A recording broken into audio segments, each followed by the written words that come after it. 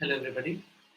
So today we'll be discussing one of the important topics, but you have no problems on this. This is just a theory or a law which you're supposed to understand.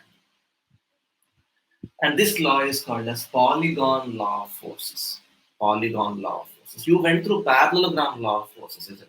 So parallelogram law of forces, as you know, is used to find the resultant. Is used to find the resultant of a concurrent force system. Is used to find the resultant of a concurrent force system, or you have used parallelogram law in the composition of concurrent force system with two forces only.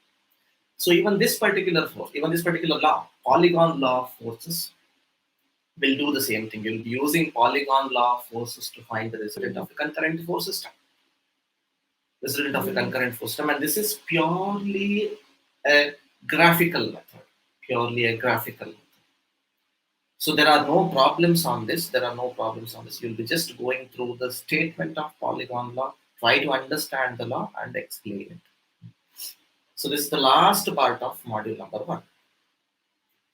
So let us try to understand the statement. It states that a Polygon law of forces, which is used to find the resultant of a concurrent force system, and it's a graphical method. It is same as that of parallelogram law of forces. Even parallelogram law of forces is a graphical method, but we have an analytical method to find resultant. We have a formula, but here it's not the case. You don't have an analytical method here.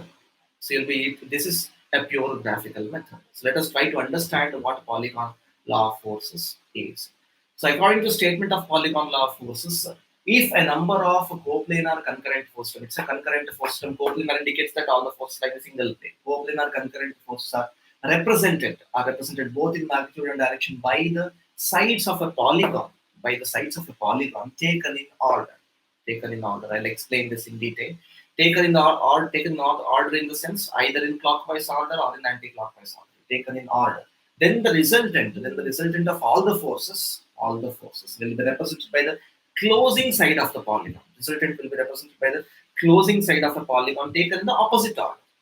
If you take all the forces in clockwise order, then the closing side should be drawn in anti-clockwise order. And closing side will be the result. If you draw all the forces in anti-clockwise order, then the closing side will be drawn in clockwise order, in an opposite order. So this is a statement of Polygon law of forces. Let us read the statement once again. If a number of coplanar concurrent forces are represented both in magnitude and direction by the sides of a polygon taken in order, then the resultant of force will be of all the forces will be represented by the closing side of the same polygon taken in opposite order. Hope the statement is clear.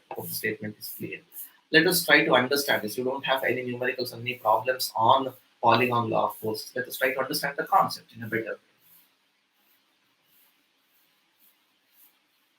way. Now, so this can be used to find the resultant of a concurrent force system. It's a graphical method. Everybody observe. So if I have, say, force F1,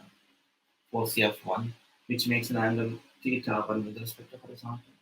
Let me consider force F2, which makes an angle θ2 with respect to horizontal. Let me consider force F3, which makes an angle θ3. And let me consider force F4, which makes an angle θ4. This is a concurrent force system. Now we need the resultant of this concurrent force system. This has 4 forces. You can use principle of result components to find the resultant analytically, or you can use Polygon law of forces to find the resultant graphically. So let us try to understand the graphical method. Now, let me consider a particular horizontal line. Now I'll be starting with force F1. And I'll represent all the forces in anti-clockwise direction. Let me start with force F1. You have to represent the force both in magnitude and direction. You have to draw a line equivalent to the magnitude of force F1. Length of line should be in scale with the magnitude. So force F1, which makes an angle of theta 1. Then let me again draw a horizontal. Force F2, it's in this way. Force F2 makes an angle of theta 2. Anti-clockwise order. Let me again draw a horizontal line. Force F3, force F3, which makes an angle of theta 3. Let me again draw a horizontal line. You have force F4, force F4, which makes an angle of theta 4. So rough diagram, theta 4. Now you have considered all the forces, for example, force F1, F2, F3, and F4 in anti-clockwise order. In anti-clockwise order.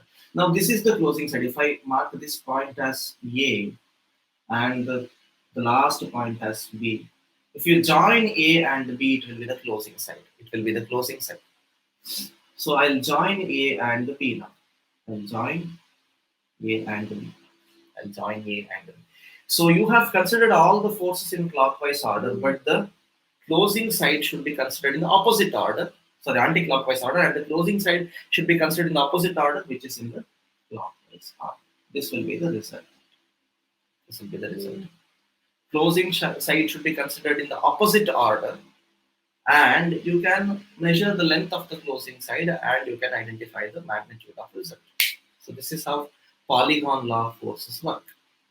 So this is a graphical method. You have to draw and find the magnitude of resultant of a concurrent force system. This is the third method to find the magnitude of resultant of a concurrent force system. You went through two of the methods. The first method was parallelogram law of forces, which could be applied to find the resultant of two forces only. And second method was principle of resolved components, which can be applied to find the resultant of any number of forces. And this is the third method, Polygon Law of Forces.